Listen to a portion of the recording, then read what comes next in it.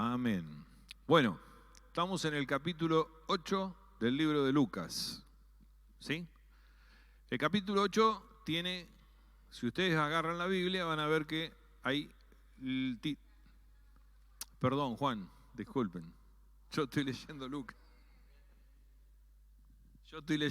Para preparar el próximo. ¡Epa! Bueno, estamos en el capítulo 8 del libro de Juan. Y en el capítulo 8, como habíamos dicho, para ser organizados, ahí tenemos una Biblia y cada capítulo tiene distintos títulos. Esos títulos no los escribió Juan, sino que los pusieron aquellos que pensaron en cómo organizar la Biblia para que nosotros la entendamos mejor. Entonces, nos sirve también como un bosquejo. En este capítulo 8 vamos a ver muchas cosas importantes. El primero es la mujer adúltera, del versículo 1 al 11. Después Jesús como la luz del mundo, del 12 al 20. Después, donde yo voy, vosotros no podéis venir, del 21 al 30. Está anunciando que Él va a morir en la cruz y va a resucitar y va a ir al Padre. Después, en el versículo 31 al 38, nos dice, la verdad os hará libre. Del 39 al 48, sois de vuestro padre el diablo. Y por último, entre los 49 y 59 versículos, la preexistencia de Dios. A modo de introducción, vamos a decir que en este capítulo tenemos un problema que podríamos decir que es de tipo textual. ¿Por qué? Porque muchos estudiosos dicen que este capítulo no estuvo puesto en la Biblia original. Algunos dicen que estos pasajes de la mujer adúltera, ese fundamentalmente, no fue escrito o inspirado y fue un copista. Un copista era aquel que copiaba con mucha dedicación, iba haciendo copias en papiros. Fue él el que lo incorporó. Otros teólogos han estudiado y piensan que es una parte auténtica del Evangelio que debe ser reconocida como tal. En algunas copias antiguas no está, pero aparece en muchas otras copias antiguas. Hay un detalle curioso en algunos manuscritos que no lo incluyen y dejan el espacio en blanco. Todos estos problemas se deben a una cosa muy rara, pero muy cierta. La razón por la que no aparece en algunos manuscritos tiene que ver con, primero, una cuestión moral, porque dice algunos, y lo consideran, un pasaje de dudosa pureza. Entre ellos tenemos a Agustín de Hipona, que era un teólogo de los primitivos, ¿sí?, que sostenían que podía alentar el pecado del adulterio. Ustedes escuchen y piensen en los tiempos en los que esto fue escrito, ¿sí? Además, la negativa de Jesús a condenarla estaba en conflicto con la ley y también estaba en conflicto con lo que decía Pablo en la primera carta de Corintios. Es posible que todo eso haya hecho que algún copista hubiera inventado un pasaje como el de la mujer adúltera y otros copistas se hubieran movido a no ponerlo. Tenemos que entender que Jesús no estaba tratando con el adulterio, sino con un pecado, considerándolo un pecado de una persona que no era creyente, ¿sí? De una persona que no era creyente. ¿Y cómo podía encontrar esa justificación divina a través de ese pecado el creyente? Pero en aquellos tiempos esa discusión estaba. El pecador arrepentido es admitido a la gracia inmediata sin demora. ¿Sí? Diferente es en la iglesia, en la disciplina de la iglesia, para los pecados de los que están en la iglesia, de los cristianos. O sea, la disciplina para el tipo que no está en Cristo es encontrar la gracia, perdonar el pecado y entrar en la gracia. Pero la disciplina para cualquiera de ustedes es una disciplina distinta. La iglesia pone una disciplina distinta ante el pecado. El segundo punto es que no encaja en el contexto. Otro argumento es que el relato de la mujer adúltera interrumpe todo lo que viene diciéndose en el capítulo 7 y 8 y es como que hace un parate.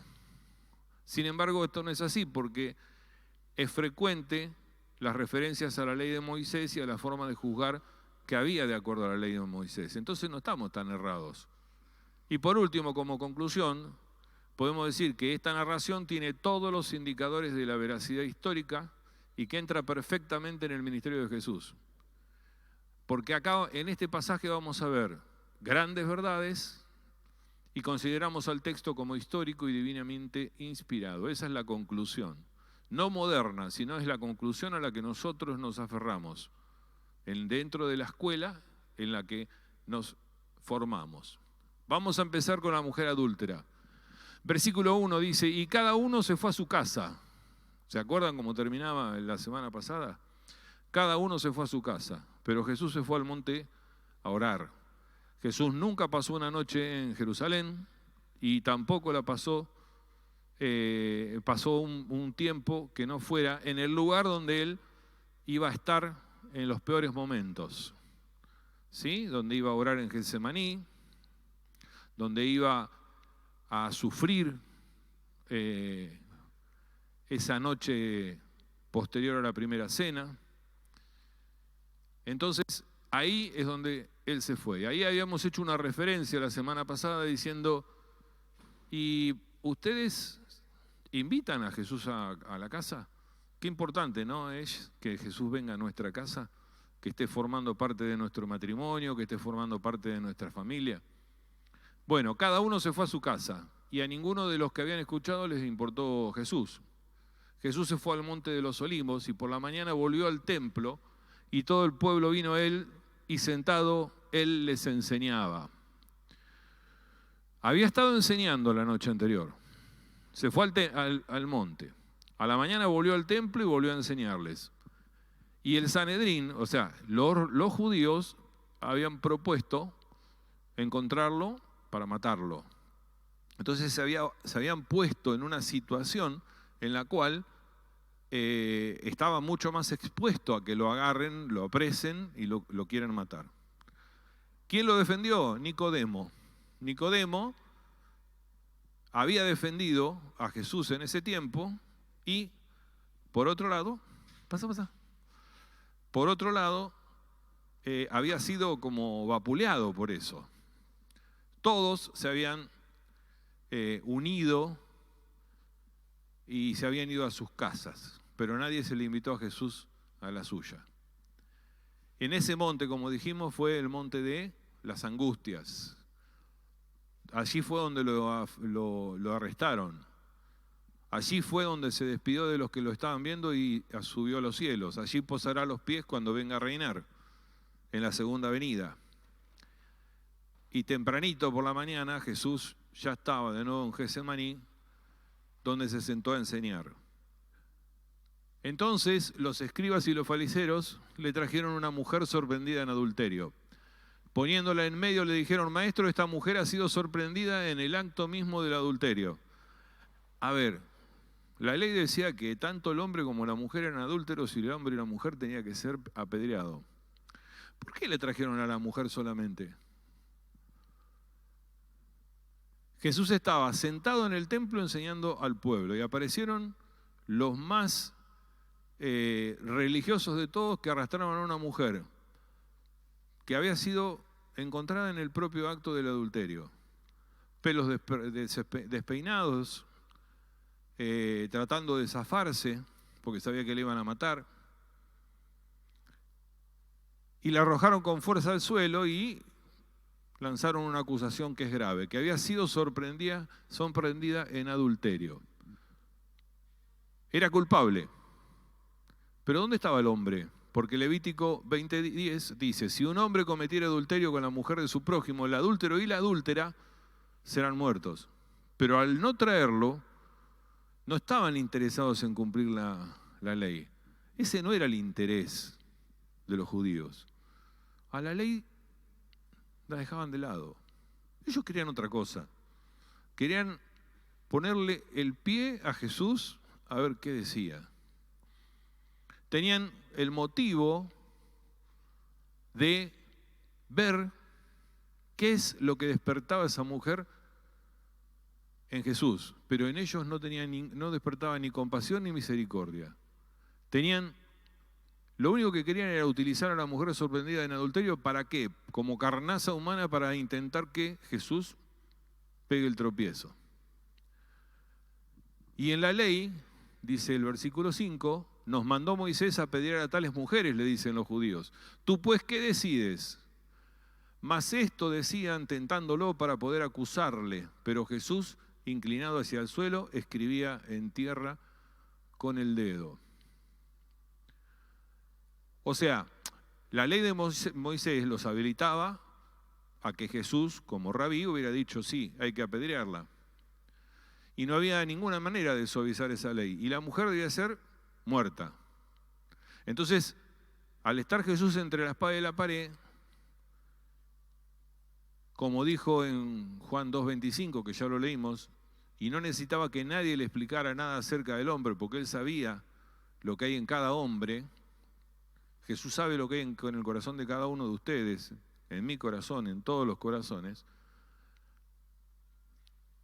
Teniendo a la mujer en el suelo y sin ningún respeto de parte de la multitud, dio por terminado el caso, sin unirse a esa acusación, escribió exactamente como si ni siquiera estuviera oyendo a las personas. ¿Qué habrá escrito?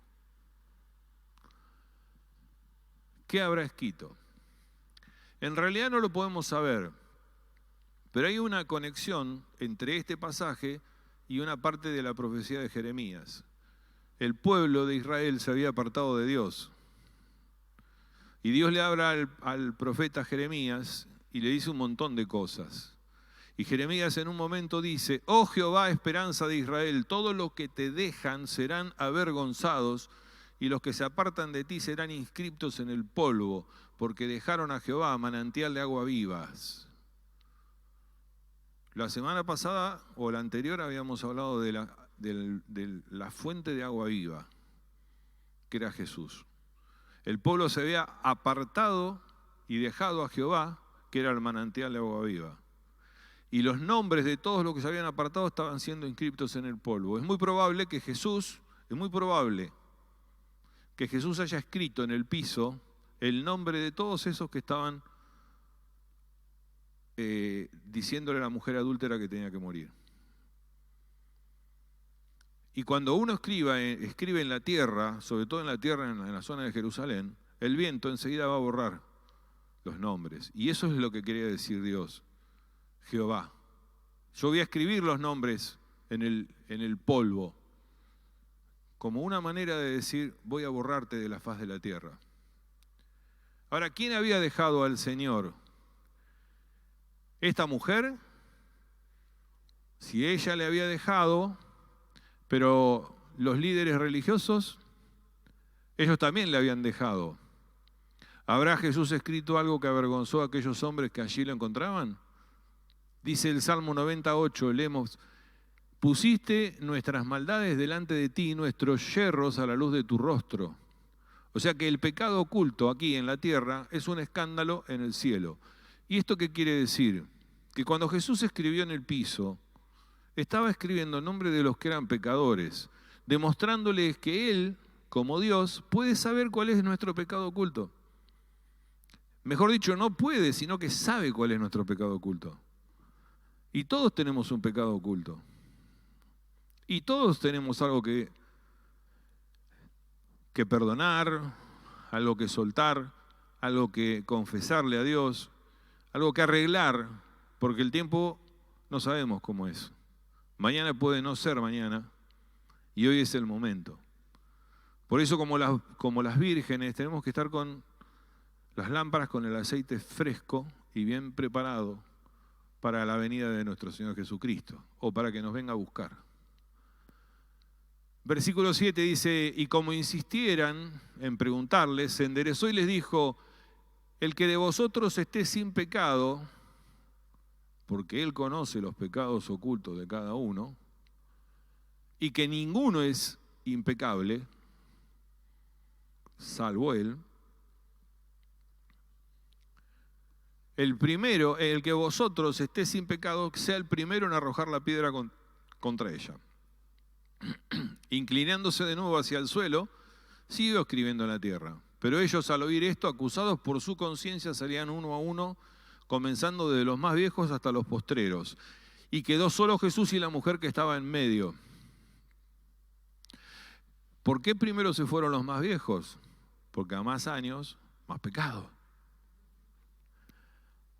¿Y qué hizo Jesús con esto? Se presentó ante todos, demostrando que él tenía todos los requisitos para ser juez y que los otros no tenían el requisito moral de ser juez. El requisito para poder juzgar es estar libre de pecado. Y acuérdense ustedes que nosotros cristianos, cuando estemos en el cielo, por la gracia, ¿sí?, y por la libertad de nuestros pecados, vamos a estar juzgando junto con Cristo. Porque ahí al haber sido justificados por la sangre del Cordero, al haber sido justificados, somos justos y podemos estar juzgando junto con Él. El requisito es estar exento de pecado. ¿Y qué hicieron? Ya no tenían por qué tirar piedras, porque ninguno era libre de pecado. Enderezándose Jesús, dice el versículo 10, y no viendo nadie, sino a la mujer, le dijo: mujer, ¿dónde están los que te acusan? ¿Ninguno te condenó? Ella dijo: ninguno, Señor. Entonces Jesús le dijo: ni yo te condeno, vete y no peques más. Y esto es lo que nos dice hoy Jesús. No hay ley que tenga que apedrearnos. No tenemos que ir a una cárcel porque hacemos un pecado. Aunque sea el peor pecado del mundo. Aunque hayas matado a una persona, ¿podés ser perdonado por Dios? Sí. Para Dios el pecado es pecado. No hay ni pecadito ni pecadazo, hay pecado. El orgullo, una palabra de más, una mentira, una mala cara, un no saludar al otro, un no pedir perdón.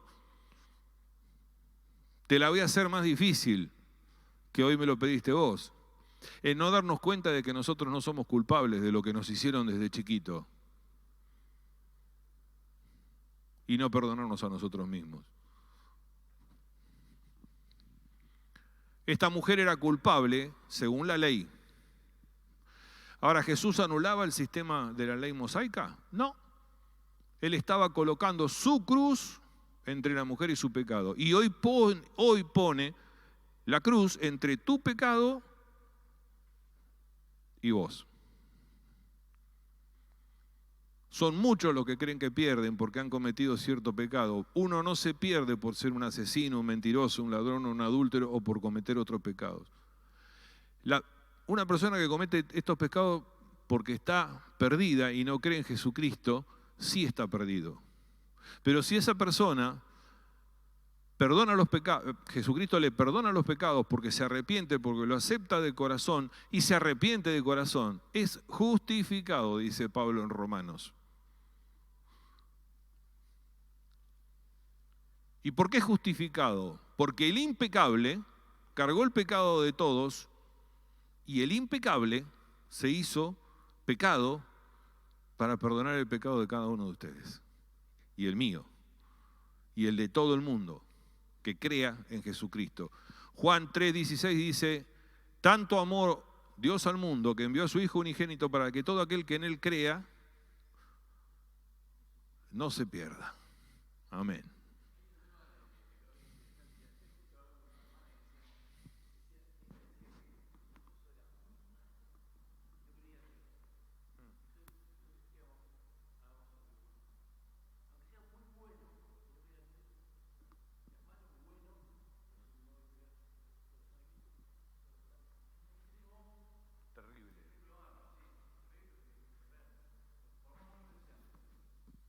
Es un ejemplo terrible. Vos podés hacer las mejores obras.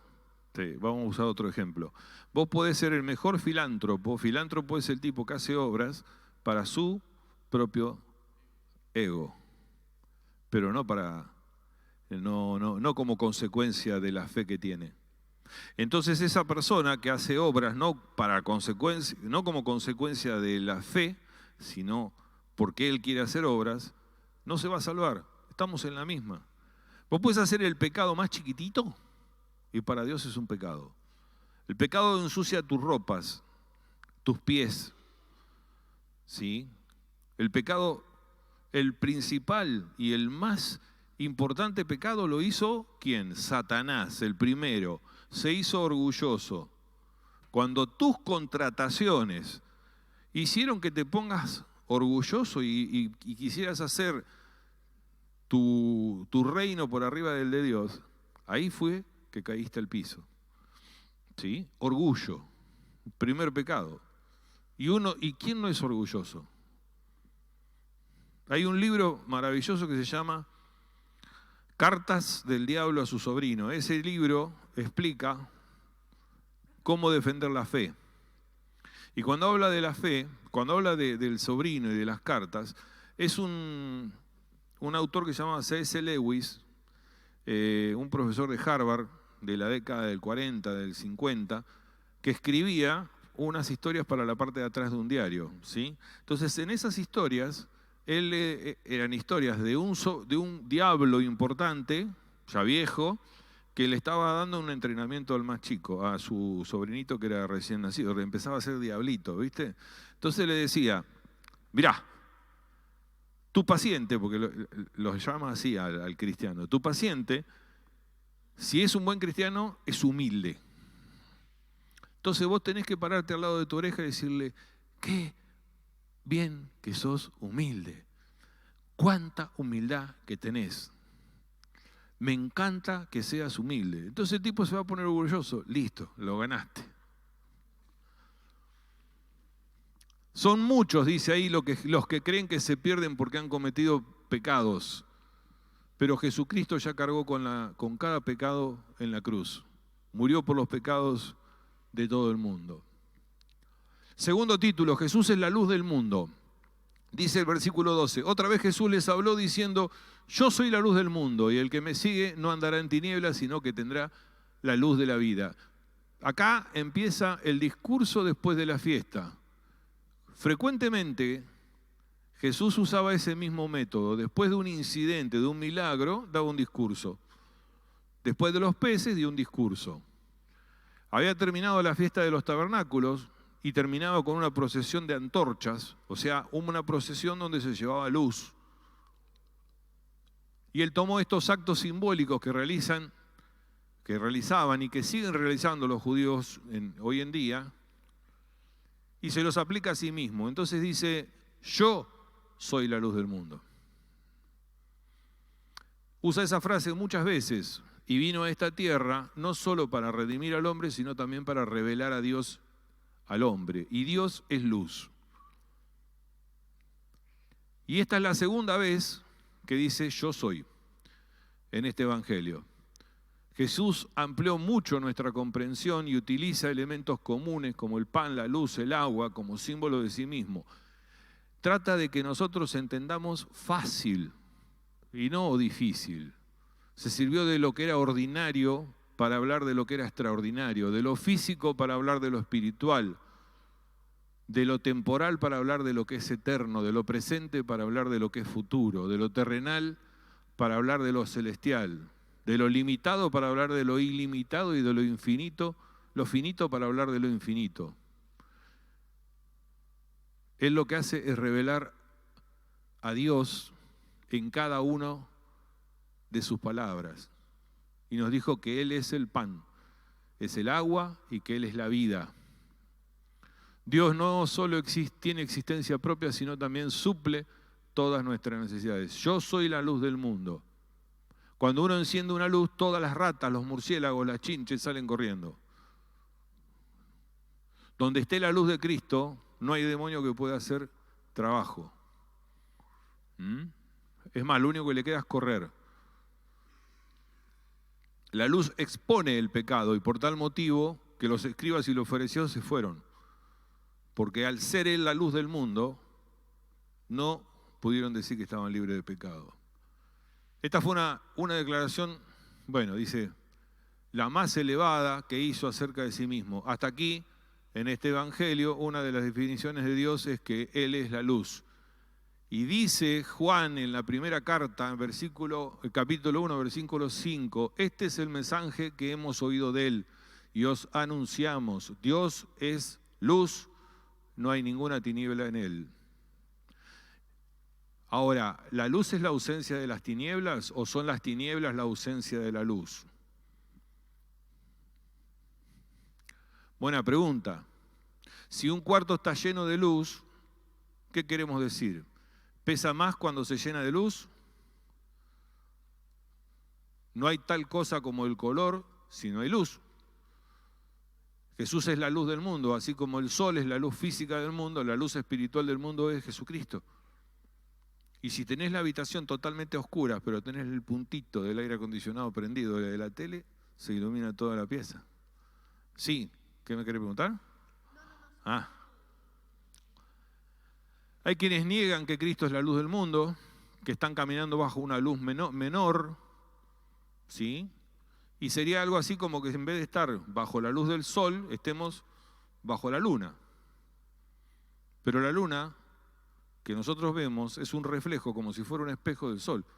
Entonces, aunque estén bajo una luz menor, están bajo el reflejo de la luz mayor. Y se lo debemos todo ¿a quién? A Cristo.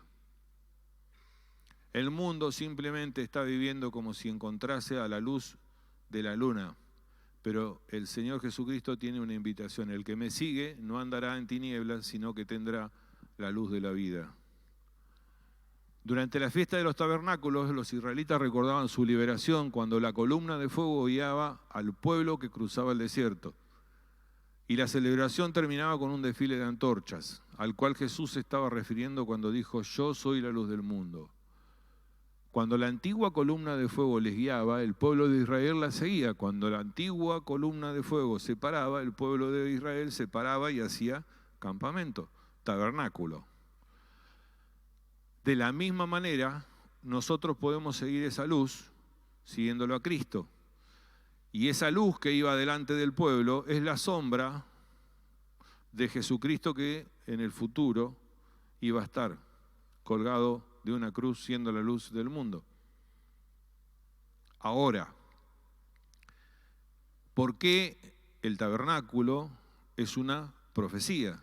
Porque la palabra tabernáculo quiere decir hacer, creo que se los expliqué el otro día, hacer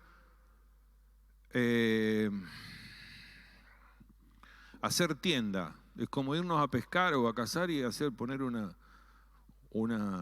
carpita, ¿sí? Bueno, tabernáculo quiere decir hacer tienda, poner una carpa, armar una chocita. ¿Y a dónde está el tabernáculo hoy? En el corazón de cada uno de nosotros, donde Jesús vino a hacer tabernáculo. Había un conflicto claro entre las autoridades religiosas y Cristo, acusándolo de jactarse de dar un falso testimonio. Obviamente, todo lo que iba en contra de lo que los judíos querían y querían reconstruir, ¿sí? Y querían tener, que era poder, dinero, fama, iba en contra de lo que decía Jesús. Y Jesús dio 3 razones para demostrar que su testimonio era verdadero. Versículo 13 dice: entonces los fariseos le dijeron: tú das testimonio acerca de tú mismo. Tu testimonio no es verdadero. Y Jesús respondió y les dijo: aunque yo doy testimonio acerca de mí, mi testimonio es verdadero porque sé de dónde he venido y a dónde voy. Pero vosotros no sabéis de dónde vengo ni a dónde voy. Entonces, en primer lugar, una de las primeras 3 razones es que les dijo: sé de dónde he venido.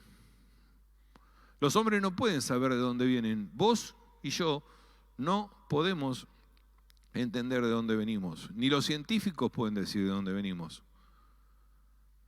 Lo que sucedió hace miles de años, ningún científico puede demostrar que haya pasado. Son especulaciones. El Big Bang, una molécula se juntó con otra y fueron creciendo. Y hoy podemos ver que nuestro cuerpo es exactamente perfecto. Tenemos la saliva necesaria para que el bolo alimenticio se forme, se trague, pase al estómago y que funcione. Hay enfermedades, sí, pero es perfecto. El ADN es perfecto. La célula más minúscula es perfecta y no puede haber sido creada si no existiera una fuerza divina que la haya creado. Hoy en día la iglesia respeta el Big Bang. Dice, el comienzo fue el Big Bang, hubo una explosión. Ahora, ¿quién hizo la explosión? ¿Qué decían los primeros filósofos? La filosofía empieza cuando el hombre empieza a pensar, ¿quién soy, dónde estoy y por qué? Eran 3 preguntas que se hacían todos los filósofos. Y todos pensaban que había algo que era sobrenatural, divino y perfecto, que era el que había hecho el comienzo. Hoy en día se acepta la teoría del Big Bang y la acepta el cristianismo. La segunda declaración dice, versículo 15, cuando vosotros juzgáis según la carne, yo no juzgo a nadie. Y si yo juzgo, mi juicio es verdadero, porque yo no solo soy, sino yo y el que me envió, el Padre. Jesús no era solamente Jesús, era Jesús y el Padre y el Espíritu Santo. En esa segunda declaración, lo más importante es que no juzga a nadie según criterios humanos. Cualquier juicio que nosotros hagamos van a ser criterios humanos. Nuestro juicio es limitado porque somos humanos. Nuestro juicio se basa en hechos incompletos, por lo tanto no es más que una especulación, no es un juicio. El hombre acepta la especulación, acepta la revelación. Si uno juzga según criterios humanos, es natural que opte por especular. Jesús dijo que no juzgaba a nadie según tales criterios, porque Él es omnisciente, omnipotente y omnipresente y un montón de cualidades más. Entonces, Dios tiene la capacidad de juzgar porque sabe todo y nosotros sabemos una parte. ¿Quién mató a María Belsulce? El hombre dijo que la había matado. Pero hay un solo ser en el mundo, en la eternidad, que sabe quién la mató, que es Dios. Un ejemplo medio raro que di, ¿no?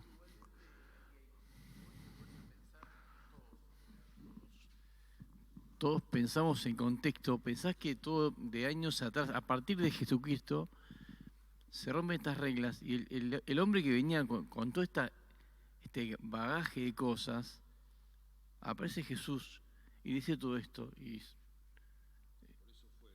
es tremendo decir, ¿viste? ¿Qué pasa acá? Yo quería los 10 mandamientos, viva la fiesta de esto, de aquello, era cumplir la ley. ¿Qué pasa ahora? Era difícil el tema. Dios dio 10 mandamientos, ¿sí? Que si seguíamos esos 10 mandamientos podíamos ser libres de pecado, justos, como vos lo quieras decir. Los judíos le agregaron 603, hicieron 613, ¿sí? Ahí tenés la estupidez humana. En el día de reposo no podías desatarte ni atarte los cordones de los zapatos. Esos eran los mandamientos judíos. Eso sí, podías ir a desatar el burro. Como el burro te daba de comer, lo tenías que desatar de ahí, llevarlo allá y atarlo allá para que no se te pierda, porque allá había agua y tenía que tomar agua. La ley estuvo hecha por Dios para que nadie la pueda cumplir. Para que entiendan que el único que podía cumplir la ley podía ser Él. Y nadie más. Nadie más. Y a partir de ese momento, la historia del hombre se fue convirtiendo en un alejarse de Dios y Dios los rescataba. Caía y aparecía un juez que lo rescataba. Estaban siendo dominados por los amonitas y Gedeón estaba orándose un poquito de trigo porque venían para meterse en la cueva. A ver, se habían alejado de Dios y Dios le dice a Gedeón, vos vas a ir, juntá y andá a pelear con los amonitas. Y juntó 300.000. No, son muchos. 30.000. No, son muchos. 300. Porque la batalla la voy a hacer yo, porque vos te tenés que acercar a mí, le dice Dios. A mí no me importa la cantidad, no me importa ni la cantidad ni la calidad, porque la batalla me la tenés que dejar pelear a mí. Acércate a mí y vas a tener el triunfo. Acércate a Jesús, que murió por vos e hizo todo lo que había que hacer, y listo. Pero acércate. Acércate. Creer, arrepentirte y ser obediente. Ser obediente. A ver, si Jesús te dice, si Dios hoy te dice, seguime, seguilo. Si Jesús te dice, deja todo, deja todo. ¿Es duro lo que te dice? No es tan duro lo que te dice. No te está diciendo que dejes lo económico, te está diciendo que dejes la vida antigua para tener una vida nueva. ¿Está? No tengo que vender la moto, el auto, ¿sí? Y tengo que vender el perro. No. Jesús dijo que no juzgaba a nadie según los tales criterios humanos o especulativos, sino que juzga y expresa que el juicio que viene del cielo representa el punto de vista de Dios según la valoración del mismo Dios. Y esto es revelación pura, que difiere del punto de vista humano. Versículo 17, en vuestra ley está escrito que el testimonio de dos hombres es verdadero. Yo soy el que doy testimonio de mí mismo y el Padre que me envió da testimonio de mí. Aquí tenemos la tercera razón por la cual el testimonio de él era verdadero, que el Padre daba testimonio de él. Jesús vino a dar testimonio del Padre, pero el Padre daba testimonio de él. Y lo vino dando desde el principio de las Escrituras, desde el Génesis. Ellos habían escuchado al Padre como una voz en el cielo y ahora lo tenían ahí. Ellos le dijeron, ¿dónde está tu Padre? Respondió Jesús, ni a mí me conocéis, ni a mi Padre, ni a mí, y si a mí me conocieseis, también conocerías a mi Padre. Juego de palabras, pero quiere decir lo siguiente, ¿dónde está tu Padre? Ni a mí me conocéis, ¿cómo lo vas a conocer al Padre? Si me tenés acá y no conoces al Padre. Si me conocieras a mí, conocerías al Padre, porque el Padre y yo soy uno, había dicho. Jesús llamaba Dios al Padre, a mi Padre, decía. O sea que es una relación diferente a la que vos y yo tenemos con Dios por medio de la fe en Cristo. A María Magdalena, después de la resurrección, le dijo, subo a mi Padre y a vuestro Padre. Nosotros llegamos a ser hijos de Dios mediante la fe en Cristo, pero Él lo llama Padre porque tiene una posición en la Trinidad y es realmente el Hijo de Dios. Acuérdense que el Espíritu Santo nos da una cosa que se llama adopción. Y no adopción como es la adopción de acá, donde siempre el pibe va a ser de otra familia, pero fue adoptado, sino que nos adopta como hijos, herederos y coherederos en Cristo Jesús. Nos saca de la calle y nos lleva a ser hijos. Los romanos venían y la adoptaban a ella y con ella venía toda su familia. Esa era la ley romana. Acá Dios te adopta a vos porque vos sos hijo de Dios. Pasás a ser hijo, te pone en la misma posición que Jesús. No te pone en una posición, che, este es el bastardo. No, nosotros ponemos en esa posición al hombre. Jesús es el Hijo de Dios y se dirigía al Dios Padre. Y no había una vía intermedia. Si queremos conocer a Dios, tenemos que ir por medio de Jesucristo, porque Jesucristo es el que caminó entre nosotros, es el que está en nuestro corazón. No hay otra manera de conocerlo. Versículo 20. Estas palabras habló Jesús en el medio de las ofrendas, enseñando en el templo, y nadie le prendió porque aún no había llegado la hora. Parece que en este punto hubo una interrupción de la discusión. Juan aprovechó para hacer notar que él había estado enseñando públicamente en el templo, en el lugar de las ofrendas, un sitio muy conocido y frecuentado por todos los judíos. Él quería que los judíos escuchen. Había dicho, a donde yo voy vosotros no podés venir. Versículo 21 dice, otra vez les dijo Jesús, yo me voy y me buscaréis, pero en vuestro pecado moriréis. A donde yo voy vosotros no podés venir. Decían entonces los judíos, ¿acaso se matará a sí mismo que dice a donde yo voy? A ver, la mente humana no tiene a veces la capacidad, a veces no tiene la capacidad de entender la palabra de Dios y para ellos es locura si no creen en Jesucristo. Y estos tipos no creían en Jesucristo. ¿Entienden? La magnitud de la falta de comprensión de los líderes judíos es tremenda. Le preguntaron, ¿dónde está tu padre? Ahora le preguntan, ¿se matará a sí mismo? Jesús había estado enseñándole a los suyos son los judíos. Cuando Jesús dice, a los míos he venido, o sea, Jesús vino a los suyos y los suyos no lo recibieron. Los suyos eran los judíos, porque él era judío. Y había una división tajante entre judío y no judío. Era el judío y el gentil. ¿Sí? Y estos mismos líderes religiosos le entregarían y que moriría una muerte redentora por el pecado del mundo. ¿Se mataría a sí mismo? Claro que no. No se iba a matar, iba a entregar su vida para rescatarlos a ellos mismos, si creían en ellos. Y una vez que murió en la cruz y resucitó, muchos judíos creyeron, muchísimos judíos creyeron y fueron salvos. Versículo 23 les dijo, vosotros sois de abajo, yo soy de arriba. Vosotros sois de este mundo, yo no soy de este mundo. Por eso os dije que moriréis en vuestros pecados, porque si no crees que yo soy, en vuestros pecados moriráis. Pablo, en 1 Corintios 2:14 dice, pero el hombre natural no percibe las cosas que son del Espíritu de Dios, porque para él son locura, no las puede entender, porque se han de discernir espiritualmente. El hombre que no acepta a Jesucristo no tiene activada, no se le activó la palanca del Espíritu, que es lo que nosotros tenemos separado de Dios por el pecado original y que después fue repartido a toda la humanidad y es una herencia. El hombre natural, terrenal, tiene un conocimiento humano, puede ser entendido de muchas cosas, naturales, intelectuales, pero el conocimiento divino es diferente. El conocimiento divino es celestial y solo el Espíritu Santo, el Espíritu de Dios puede tomar las cosas de Cristo. Cuando ustedes vean Espíritu de Dios es lo mismo que Espíritu Santo. ¿Sí? Los hombres mueren porque son pecadores y esa es la consecuencia natural ¿de qué? Del pecado. Y en su lecho de muerte les es posible salvarse si aceptan al Señor Jesucristo como su Salvador personal. Esta es una cosa que mucha gente dice, che, pero este fue un HDP toda la vida. Perdón, esto iba a salir en editarlo.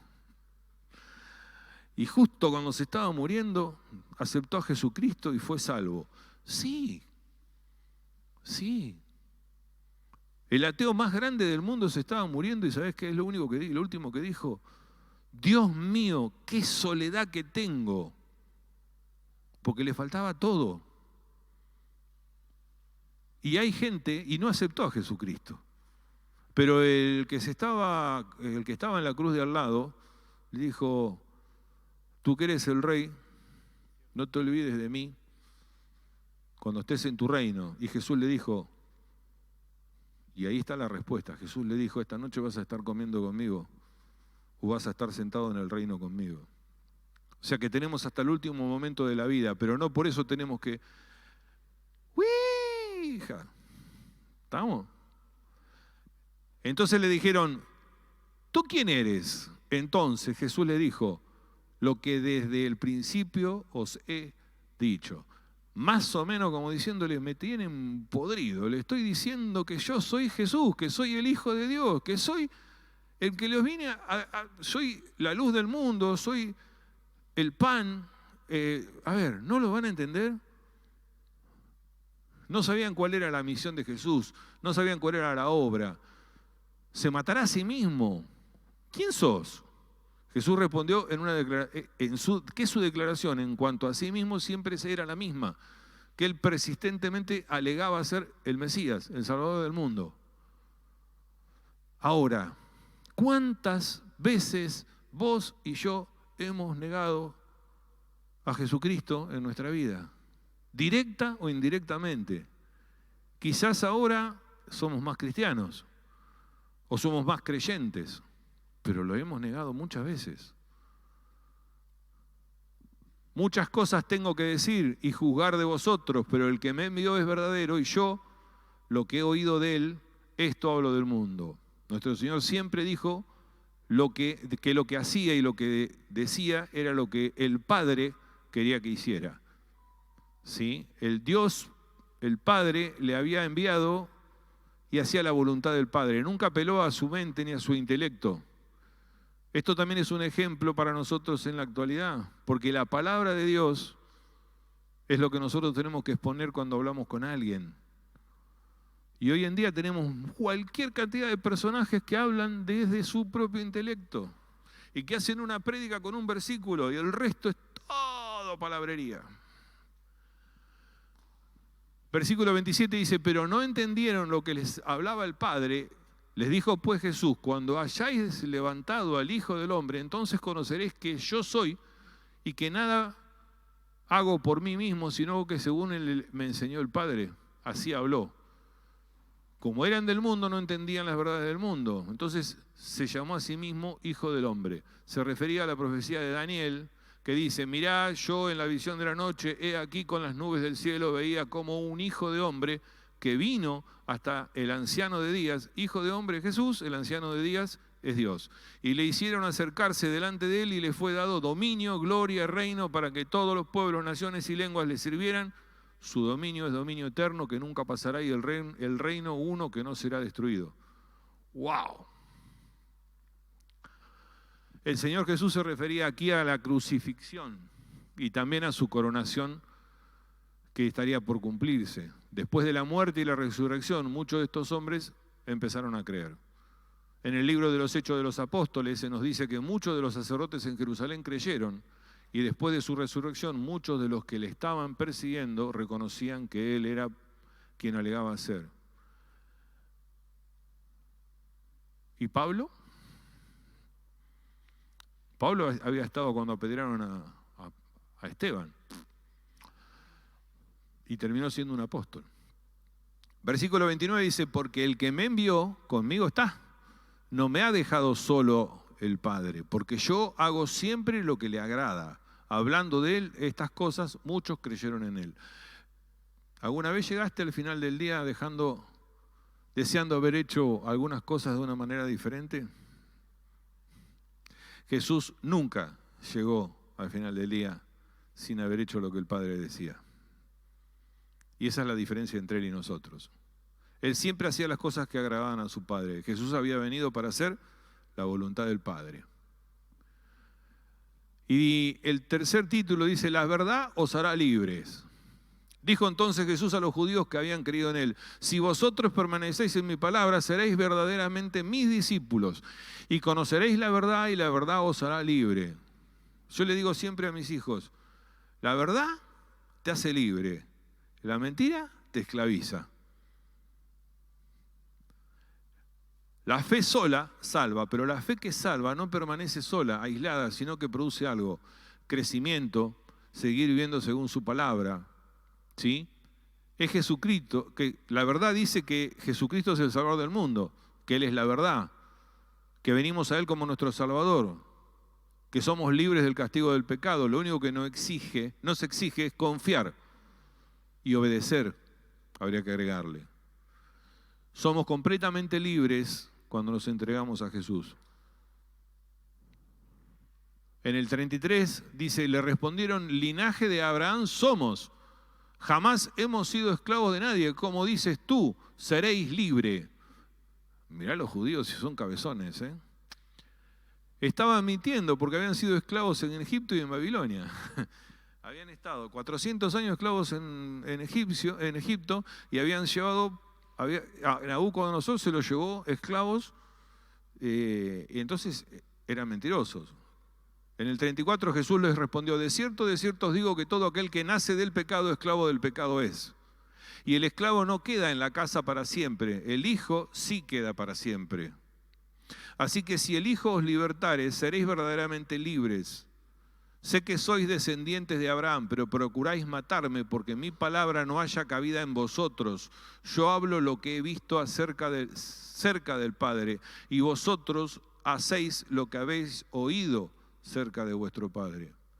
No eran libres físicamente ni espiritualmente. Alegaban ser descendientes de Abraham y sin embargo todavía buscaban cómo matar a Jesús.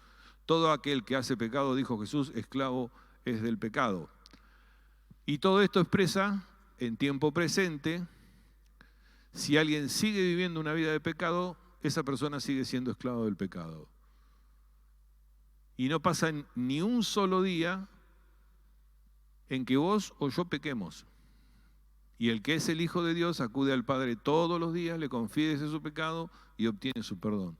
Eso es lo que nos da Jesucristo. Y el que es el hijo del diablo nunca hará esto. Dice Pablo en Romanos, ¿no sabéis que si os sometéis a alguien como esclavos para obedecerle, sois esclavos de aquel a quien obedecéis? Sea el pecado para muerte o sea la obediencia para justicia. Un siervo puede venir y trabajar para usted durante todo el día, pero cuando llega la noche sale y regresa a su casa. El hijo, en cambio, llega, se sienta, se relaja y descansa porque es hijo.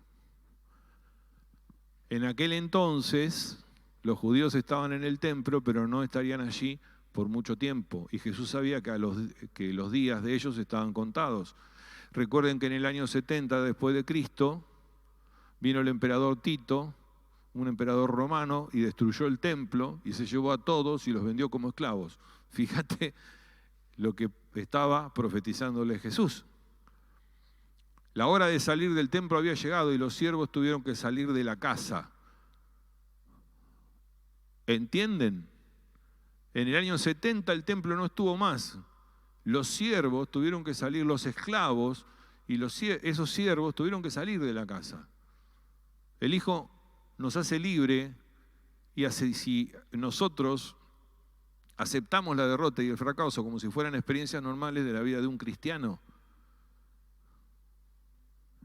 ¿Por qué? ¿Por qué no? ¿Por qué? Dale. Porque estamos acá para aprender. Nosotros nos pasa algo y lo aceptamos porque lo aceptamos como cristianos. ¿O a vos te parece que si yo después de 30 años me divorcié de mi mujer, de la manera que me divorcié, no lo tengo que aceptar? ¿Por qué lo tengo que aceptar? Porque soy hijo de Dios. Porque Dios es mi Señor y es el Señor, es el soberano, es el Rey. Y por algo lo hace. ¿Qué va a venir ahora? Seguramente va a venir algo mejor. Cuando el pueblo salió de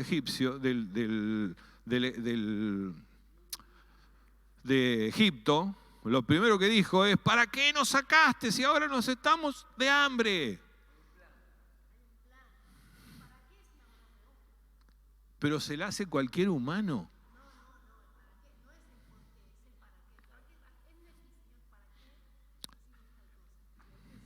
Y Él te llega. Entonces, la intención, dice ahí, el Hijo nos hace libre de verdad. Muchos cristianos aceptan la derrota y el fracaso como si fueran experiencias normales de la vida de un cristiano. Un tipo que no es cristiano y tiene toda la plata del mundo y se funde,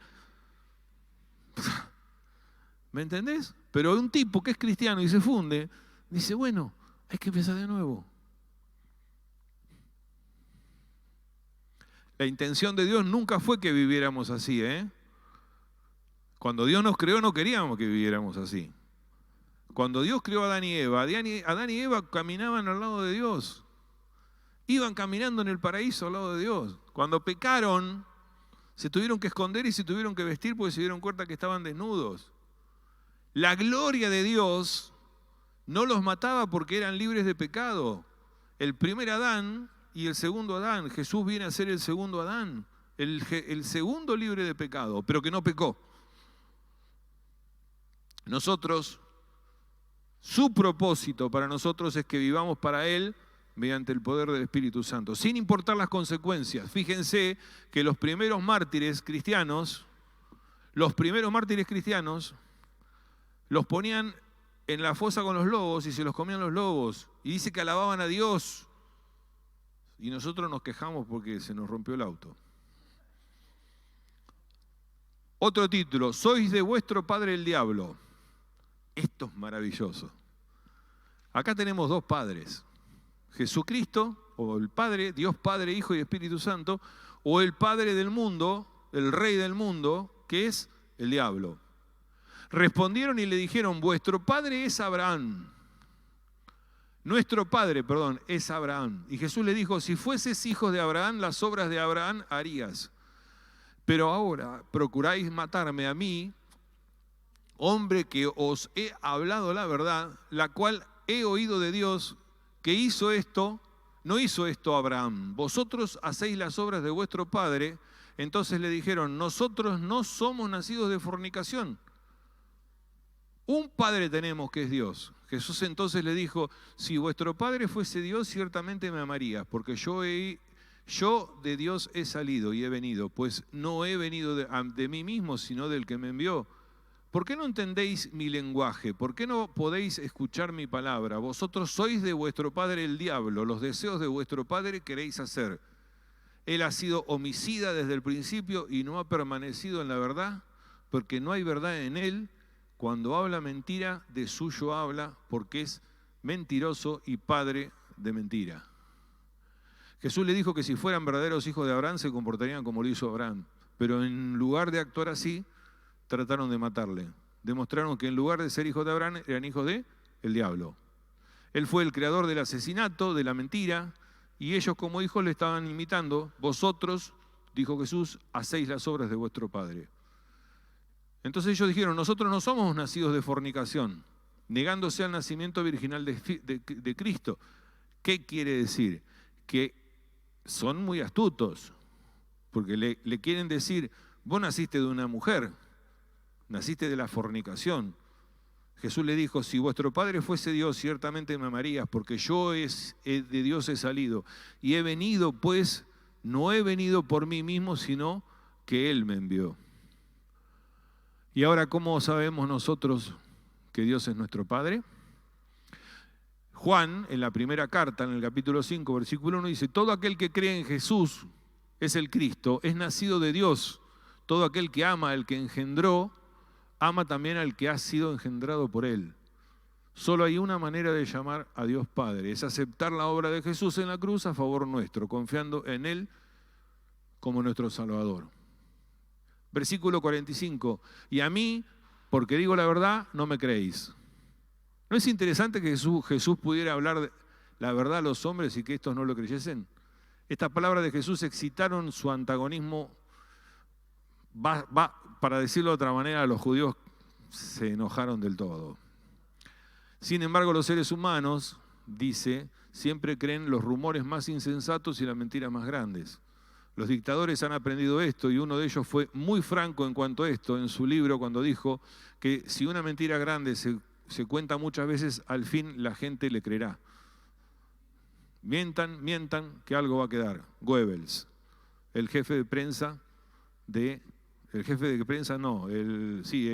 uno de los ideólogos de Hitler. ¿Quién de vosotros, no vamos a hablar de política, porque acá tenemos algunos casos también. ¿Quién de vosotros me redarguye de pecado? Pues si digo la verdad, ¿por qué vosotros no me creéis? El que es de Dios, las palabras de Dios oye. Por esto no las oís y vosotros, porque no sois de Dios. Jesús se puso su vida a la observación general cuando preguntó, ¿quién de vosotros puede demostrar que he cometido pecado? Y esta es una de las pruebas más grandes de la deidad de Cristo. Otro título es, y ya terminamos, la preexistencia de Dios. Respondiendo entonces los judíos le dijeron, ¿no decimos bien nosotros que tú eres samaritano y que tienes demonio? Si aquellos enemigos de Jesús hubieran tenido la más mínima evidencia contra él, lo hubieran utilizado, pero no tenían ninguna respuesta lógica a sus preguntas. Alguien ha dicho que cuando los seres humanos no tienen una respuesta lógica, recurren a la burla y a la ridiculización. Escuche usted a los judíos haciendo uso de esta táctica. Tú eres samaritano. Samaritano era lo peor que podía existir ser samaritano. Era una mezcla entre judíos y otras razas, descartados y desechados. Y tienes demonio. Respondió Jesús, yo no tengo demonio. Antes honro a mi Padre y vosotros me deshonráis, pero yo no busco mi gloria. Hay quien la busca y juzga. De cierto os digo que el que guarda mi palabra nunca verá muerte. Tanto lo odiaban que querían matarlo.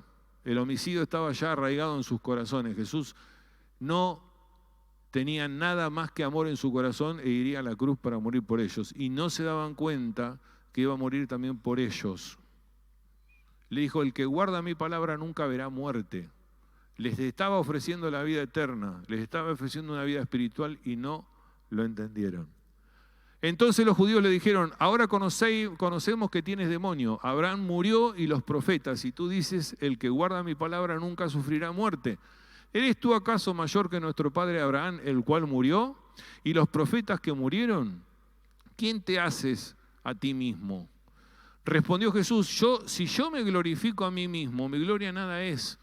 Mi Padre es el que me glorifica, el que vosotros decís que es vuestro Dios, pero vosotros no le conocéis, mas yo le conozco.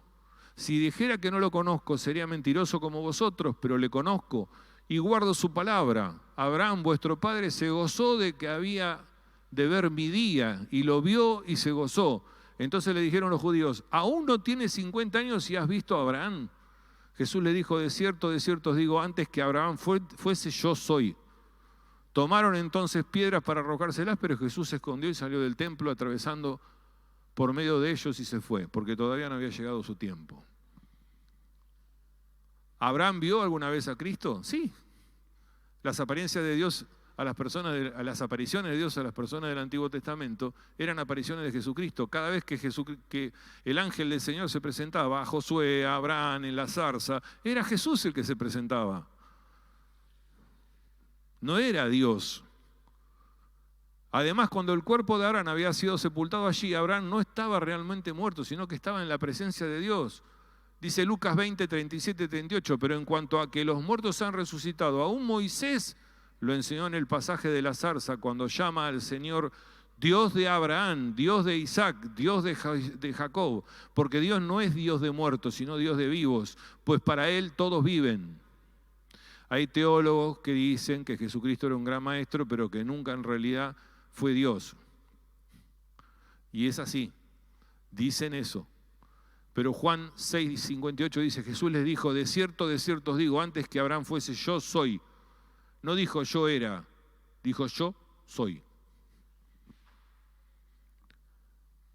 Él es el Señor, el yo soy, Dios. Los judíos no entendían perfectamente bien y tomaron piedras para arrojárselo, blasfemaron. Él había colocado a los judíos en un aprieto y tenía que tomar una decisión en cuanto a Jesús. Ya lo habían tomado, lo iban a matar, ya lo sabían. Vos y yo tenemos que tomar una decisión en cuanto a Él.